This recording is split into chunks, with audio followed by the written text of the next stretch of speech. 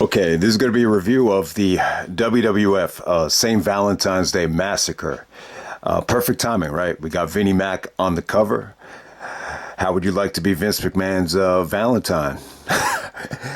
Seriously, though, it's tough to talk about the Vince stuff. I really kind of want to stay away from it. When we get to the main event, I do want to say something, in relation to, just everybody that's been involved, or has a relationship with Vince, over the years. And I will say some of the positives and the negatives, with Vince McMahon being the chief executive officer, owner of the company, whatever you want to call him over the years. But, I'm just excited. I think this is a nice change of pace, to have guys like Triple H and The Rock in authority. But hey, man, it's unfortunate what happened. But, I'm going to try to get through this review. This is February 14th in the 1999, Memphis, Tennessee, the Memphis Pyramid. It's the home of, Jerry the King Lawler. There are tons of Jerry chants throughout the whole show. The attendance, they do about 19,028. Phenomenal attendance, phenomenal buy rate. You got 450,000 buys. Really, really good. Even for 1999 standards, this is above the average. This is 300,000 higher than the previous February pay-per-view, which was, No Way Out, the first No Way Out. So it's 300,000 more than No Way Out in 1998. So huge jump. In a lot of ways, this kind of felt like it was the start of, February. The February pay-per-view being an essential road to WrestleMania. And I don't think it really felt like that in 96, 97, 98, but I think in 99, it just felt like it was part of that trilogy, that Royal Rumble, the February pay-per-view, whatever it's going to be. In most cases, No Way Out. You would like to have it be called No Way Out. And then, obviously, WrestleMania is WrestleMania. But yeah, man, let's get right down to it. You got Vince taking on Austin in the main event. This is famous for Big Show making his WWF debut. Vince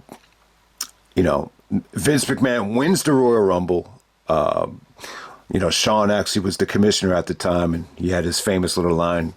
He was actually, having a beer with Austin, I guess, in San Antonio, and he has that famous line where he says, "You checked yourself out of the main event of WrestleMania." And Stone Cold checked himself back in, I guess because at the Rumble he was walking around the building or trying to escape the whole time. So the stipulation here was that if Austin won, he would get the title shot at WrestleMania, but if Vince won, then Austin couldn't challenge for the belt at WrestleMania. I guess Vince could decide, whoever he wanted to be in that spot.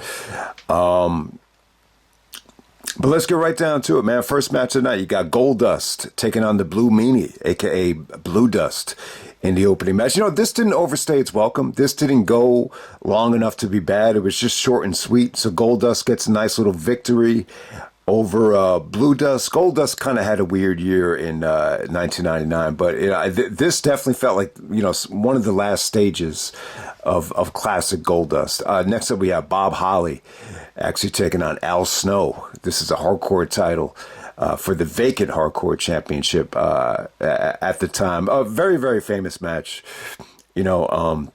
The WWF has uploaded this on their YouTube channel. They actually show this on, WWF Confidential as a classic bonus. Sometimes on Confidential, or even maybe it was WWF Excess. To end the show, they would give you a classic match. Bret Hart and Davey from SummerSlam, and one of them they actually showed this match. So they actually brawl into the I guess you want to call it the Mississippi River. It's just famous for Bob Holly and Al Snow bumping into the water, and for whatever the reason, it just got a great reaction, I guess, because, it's cold out, you never really seen, anyone, fall into the river before. This actually ends with Al Snow taking a bump in the middle of two fences for Bob Holly to win the Hardcore Championship back. But hey, it was cool. This kind of had Russo written all over it. Let's get them away from the ring, keep people's attention, have them brawl into the Mississippi River. And there we go with that. Next up, we have Big Boss Man actually taking on Mideon. Yeah, this was pretty bad. This got boring chants, and you didn't even need Stone Cold and Lance Storm to educate the crowd to start chanting them. So Big Boss Man goes over Mideon. This was just done to set up Bossman and Undertaker at WrestleMania. Arguably the worst Hell in a Cell match ever. But the ministry. I was going to say the corporate ministry, but I guess at the time, the ministry at the time, APA, Viscera, they just kind of surround the ring, and that creates some tension. Whatever kind of tension they created to get to Taker and Big Boss Man at the very forgettable Hell in a Cell at WrestleMania 15. All right, next up we have Jeff Jarrett and Owen Hart defending the tag team titles against D'Lo Brown and Mark Henry. To this point, this is by far the match of the night. I thought this was good. I thought this was very well laid out. I thought the ending was sweet. Mark Henry behind the referee's back took a nasty guitar shot to the legs. Jeff Jarrett and Owen actually retain. Just to see Jarrett and Owen out there with Deborah having fun. It was good, man. It got time. It felt better than your average Raw match. Obviously, it's something that you probably could have seen on Raw, but it was good. It was definitely good stuff. Next up, we have Val Venis with Ryan Shamrock taking on Ken Shamrock. All right, so Ken Shamrock is actually the Intercontinental Champion. Billy Gunn is actually the special guest referee. He actually screws over Ken Shamrock here. So when Billy comes out, he's dressed almost like a, sexy male stripper guest referee. He's got the short shorts on. He's showing off his muscles. For whatever the reason, the crowd is going crazy for Billy Gunn. DX is hot. He's still a babyface at the time. All right, so Ryan Shamrock, I think I mentioned her in the WrestleMania 15 review. The WWF was so powerful at the time, even if you weren't watching it. She became like the talk of the town the night she debuted on Raw. Like, that's all anyone was talking about. Like, did you see this girl, Ryan Shamrock? Ken Shamrock's sister. She's so friggin' hot. She was pretty good looking girl. It wasn't Ken's original sister though. This was definitely an actress, but I guess they found her and just thought she would be a good, fit for Val Venis. Obviously the idea of Jenna Jameson didn't work out with Val. They toyed with the idea of Terry, doing some stuff with Val.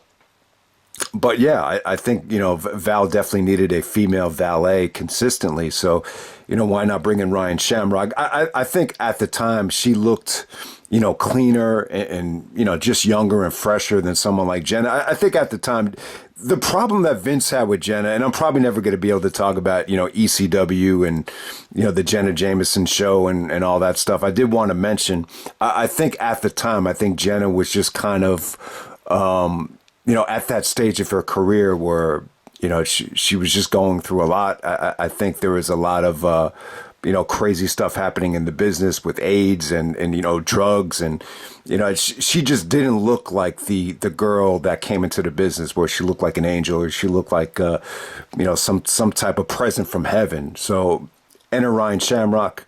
She's younger. She's kind of, she has that innocence about her. So I think that was the whole point of it here. And plus, at the same time, you can, no one really knows who Ryan Shamrock is. So, we could get away with it and just present her as Ken Shamrock's sister. And I was trying to think about this. This makes a little bit more sense because, if your sister is going to date a porn star like Val Venis, if you really care about your sister, you would actually look into it and say, whoa, like, hold on a second. I don't want you dating this porn star. And it's kind of funny. Like, when I look back at the history of like male porn stars and I think about some of the more successful ones, I'm trying to think, are they really bad people? Like, are they people that you don't want your sister to date? It's like anything else. There's going to be good people and bad people in it. Some of them them are probably the nicest guys you probably ever want to meet. But at the same time, a lot of them are probably like, douchebags, scumbags. I mean, think about it. I mean, the worst case scenario would be, for your sister to date the guy that was faking, HIV tests, the dick of death guy who's, his name not even worth mentioning. So that will be a nightmare, especially, if you're a brother, that you be doing your job to keep your sister away from a guy like that. But, Val Venis kind of comes off like a middle of the road guy, kind of a cocky, arrogant prick, but I wouldn't say the worst guy in the world. But, yeah, sometimes I think it's a pain in the ass for, brothers to be overprotective of who their sisters date. That kind of, hurt me and bit me in the ass in the past. So brought back memories of that. But pretty good feud right here. Ken, at the time, really showing a lot of animosity and a lot of, hatred towards Val. I just don't think the fans really got behind him here. He ends up losing the IC title. Billy Gunn makes the fast count. So he screws Ken Shamrock over. I think the match had a really, really, rough start. I think the last couple of minutes, it definitely picked up. The fans were invested, but it took a while to get there. I think these guys probably got a little bit too much time. I think you had two good workers here. I think you had a good storyline. 16 minutes at this time for both guys. It just kind of felt like the fans are so, used to, watching these Russo, television quick finish matches that, once it started to go a little bit longer, they kind of fell off track a little bit. But, the finish was what it was. I mean, people are going to hate the finish because of the fast count, but, pretty engaging stuff. I just think it could have been a little bit better. But, Val Venis wins the IC title. And then I think they head to WrestleMania and they do a 4-way. All right, next up we have the Corporation. We have, Chyna and Kane taking on D-Generation X of Triple H and X-Pac. So, yeah, Triple H is a babyface here. He's calling Chyna an ungrateful bitch for selling out and joining the Corporation. Chyna made reference to, she needed to sell out for the almighty dollar and, being associated with Triple H wasn't getting the job done. And so yeah, you had Triple H actually wear a Chyna shirt and actually rip it off. Triple H and X-Pac are, wearing the DX merchandise. They're doing the DX catchphrases. They look like they're on the same page, but little did we know Triple H would turn on, Sean Waltman at WrestleMania. To set up, Triple H's most important heel turn. I mean, Chyna and Kane, this, once again, you're just getting, Kane is out there just kind of doing his thing, in a tag match. It's not going to be the most engaging stuff in the world. So this is an example of actually setting up, it had really, really good build up, good video package, for a tag match on pay-per-view. You don't normally get to see that, even back then, but Chyna actually pins Triple H here, believe it or not, thanks to the help of Shane McMahon. Shane's on commentary. Shane is a heel. He's leading the Corporation. This is the early stages of Shane McMahon. So X-Pac actually chases him to the back. And then you had, Triple H actually, kind of mocking Chyna, punches Chyna, getting the upper hand on Chyna. And then, Kane comes in, they choke slam Triple H. And, Kane lets Chyna actually pin Triple H. So there you go with that. I mean, it was actually pretty good. I think the fans were into it. You saw some entertaining stuff. I wouldn't say this was great. But at the same time, I think more than anything, it just really kind of sets up the swerve that you didn't see coming at WrestleMania. So there we go with that. Chyna and Kane actually get the victory over Triple H. And then we move on from there. Next up, we have Mankind taking on The Rock. This is a last man standing match for the WWF Championship. So, yeah, this is coming right off of the Super Bowl. So, Rock won the title back at the, the I Quit match at the Royal Rumble in controversial fashion. That match is incredible. I still think that's the best match of '99, and that's the best in this series between Mankind and The Rock, who had a lot of matches. It's not just a trilogy. This is like a 5-6 match series. 3 matches on Raw, 3 matches on pay-per-view. But that I Quit match would definitely be the best one. This would probably be the second best one. I thought this was good. This is a good last man standing match. Mankind is taken out by The Rock on Sunday Night Heat with a wooden pallet. So Mankind is selling a knee injury throughout the whole match. And yeah, I mean, if you like the Royal Rumble match, this is definitely very similar. Rock getting on the mic, getting on commentary, singing songs, but still acting like an arrogant prick, and just Mankind taking a beating. Not everyone's going to like the ending, and it's tough. It's tough to do last man standing matches and make people happy. I was just thinking, like, very rarely does, a heel go over clean in the last man standing match. I mean, the one that comes to mind is Triple H over Jericho. But at that time, you could just argue that Jericho, was lucky to even be in that spot with Triple H because, he was still young, still trying to make a name for himself. It was my favorite last man standing match ever at Fully Loaded 2000. But this was good. I mean, this was kind of reminiscent of Shawn and Hunter, or Shawn and Triple H, whatever you want to call it, from Royal Rumble. It kind of ends in a draw with people just being pissed off and, people chanting bullshit. The ending comes when both guys just clock each other with steel chairs, and they're both down for the 10 count. Earl Hebner took some incredible bumps here. He was groggy and trying to make the 10 count throughout the whole match. And, that's what really stood out about it. Once again, Foley took a beating here. He took some nasty bumps, not as brutal and as over the top as, the Rumble match where he's taking the unprotected chair shots. He's actually... The beginning of this thing started off weird because, Rock actually handcuffed Foley at the Rumble. And, they didn't do that here, but it starts off with Foley just kind of turning his back to the Rock and acting like he was cuffed.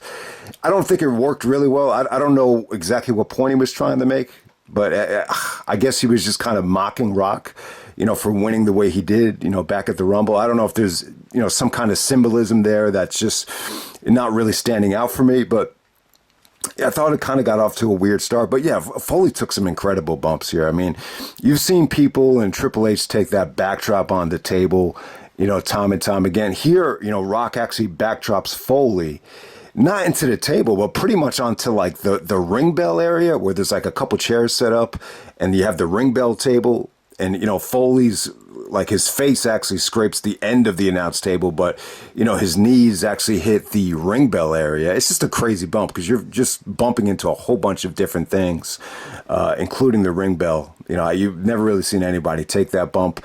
Obviously they did a lot of crazy stuff with the steel steps throughout this whole feud. But, this might be the craziest one. So, Foley's just kind of laid out on the outside. Rock actually just drops the steel steps in midair onto Foley, which it's dangerous because, that could break, that could, tear up your knee or, obviously give you several lacerations and bruises. But, to be able to walk away after taking that bump without, really fucking up your knee is incredible. But yeah, I mean, once again, man, they did some comedy stuff. Rock actually gets on the mic. He gets on commentary, then he gets on the mic, and because they're in Memphis, the home of Elvis, Rock starts singing that song. Rock's been so lonely. Jabroni Drive on SmackDown Hotel. The fans are actually singing along with The Rock. I mean, it's crazy as a heel. And, Foley counters with the, Mr. Sacco, the mandible claw. Rock counters, that classic counter of the mandible claw into the rock bottom. That was a nice little near 10 count. But yeah, the match kind of just ends with both guys, hitting each other simultaneously with the steel chair.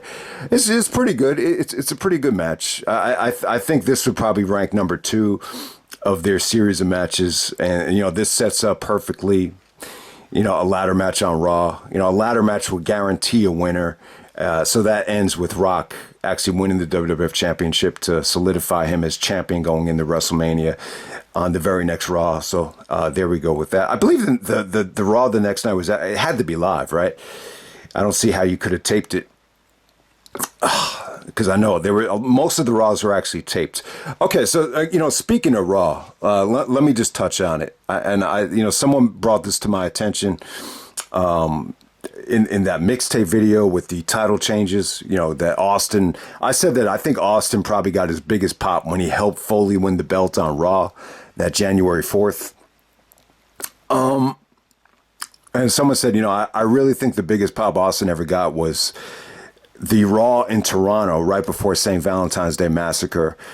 It's possible. I think, Austin actually comes out 3 times on that Raw. They do for like 45,000, 40,000, 50,000 at the Sky Dome for a Raw. I mean, it's incredible. Austin comes out 3 times that night, but he comes out in the opening segment. The glass sequence on that Raw, the pop wasn't deafening, but when Austin actually shows up, when you see him for the first time, you could definitely argue that is the biggest reaction Austin ever got, like as soon as you see him. But in terms of like the glass breaking, it took a while for the crowd to sink in. I don't know if it was an audio issue or you're maybe just too many people out there to, the timing just didn't time out right. But yeah, a lot of people do think that's, the biggest reaction Austin ever got. And it's an incredible Raw too. A lot of it just has to do with the way they set up this match. It pretty much ends in Austin wrestling a gauntlet. Eventually, they actually tie Austin to the ring post. And, Vince is just like talking trash to him. They have, the corporation has Austin, all, tied up by the turnbuckle area. And then Vince just kind of gets in his face and he's just, screaming at him. You see Austin's eyes get really big. It just felt real. It just felt like, Vince just has something wrong with him. He's like a psycho. He's just, he's just, it just really was the height of, it's probably the best thing Vince ever did throughout the whole feud. I mean, it was so good that, when they released the Austin McMahon, compilation or history tape, they actually used that as the cover. So that's actually it. That's the Raw right before St. Valentine's Day Massacre.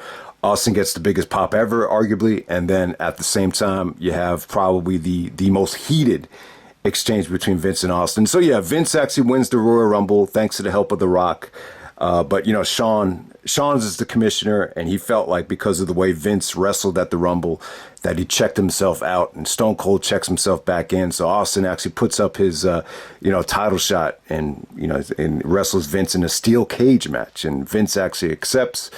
So yeah, this Vince and Austin match at St. Valentine's Day Massacre, I mean, it is what it is. I mean, I'm not going to say it's a great wrestling match, but it's something to see. It's definitely something to see. I think if you want to see Austin in his prime, in terms of crowd reaction, in terms of just being, monster over as a babyface, like this is, 1999 Austin, it was like a combination of the diehard fans loved him and the machine that the WWE creates loved him as well. So, he could do no wrong at this time, obviously.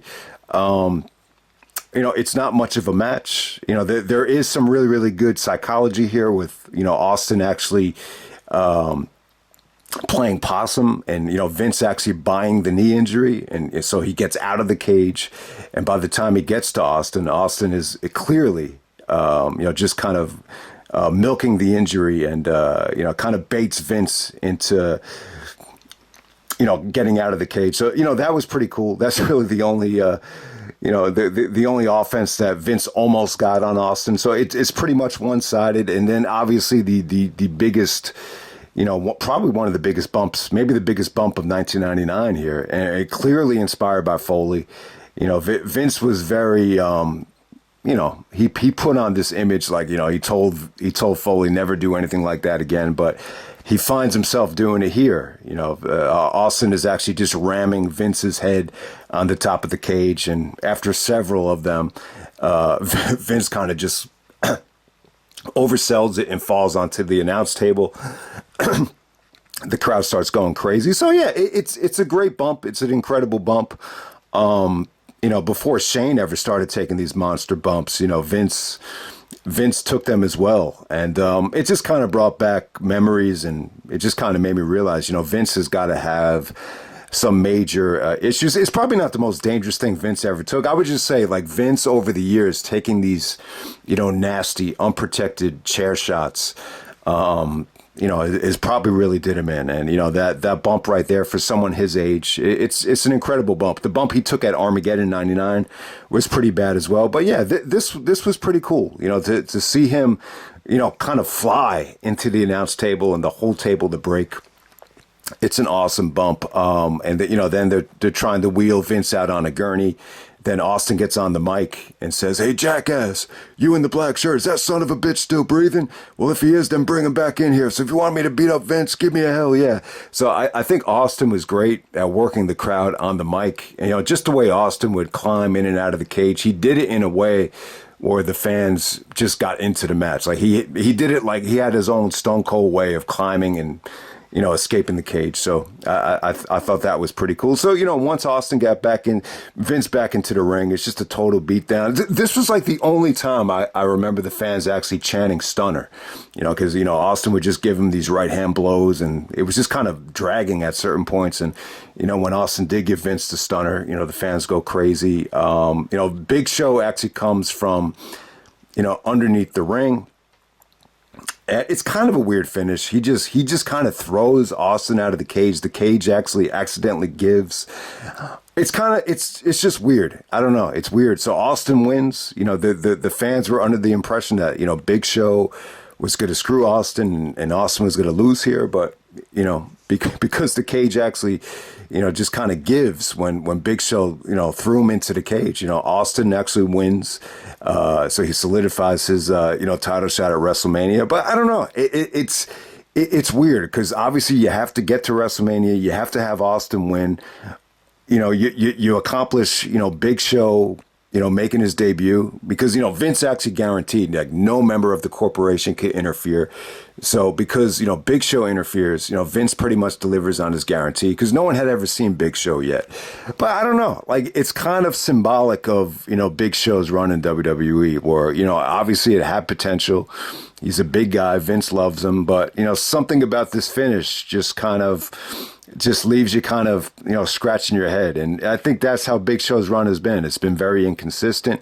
What stands out about Big Show more than anything is just the constant, gentle giant to monster heel, transitions the Big Show has gone through. But, I'm just going to end it right here, man. That's the St. Valentine's Day Massacre. Really the only Austin and Vince match on pay-per-view or that's really worth watching. I mean, I guess the other one would be after WrestleMania when Austin, wrestled with one hand but tied behind his back. But, it's the Attitude Era.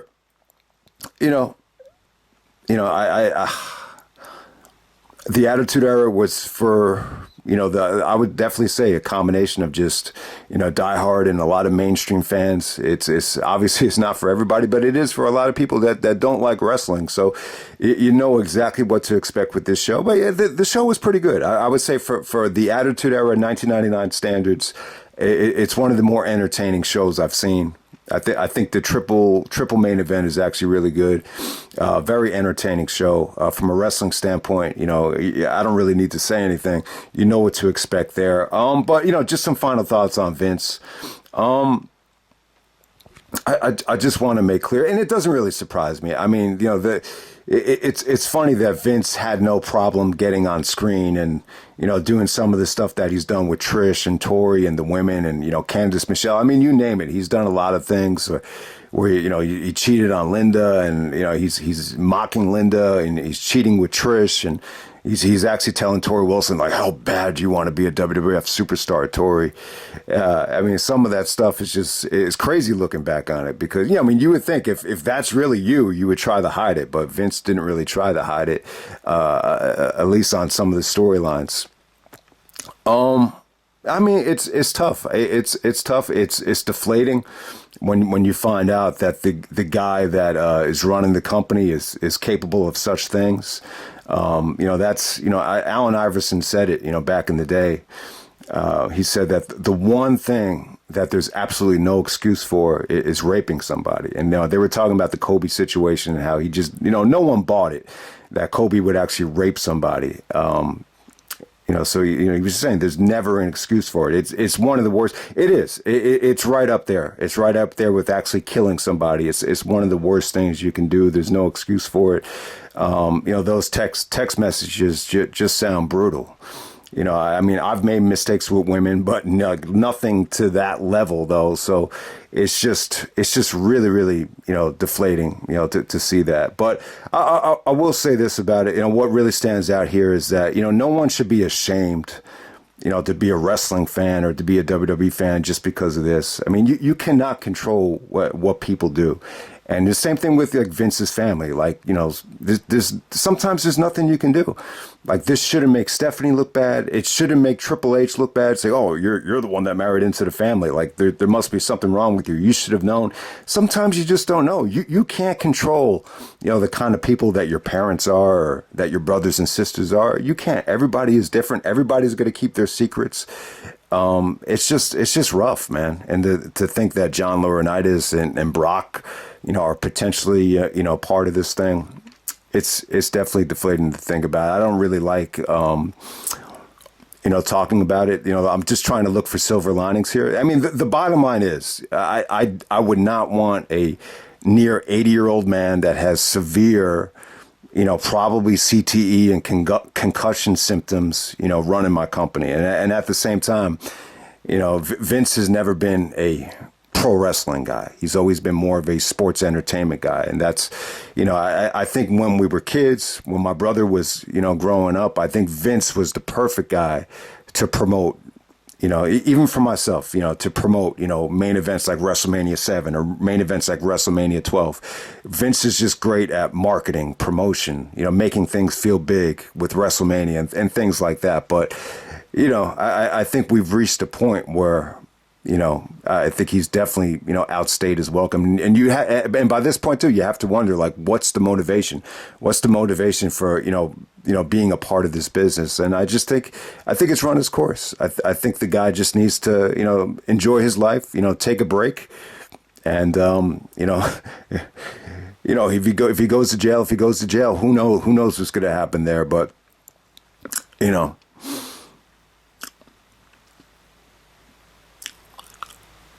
it's very difficult for me because, you know, when you hear guys like Brett and guys like Angle come out and say, you know, at one point they consider Vince a father figure, and then you find out what you find out now, it's just like, man.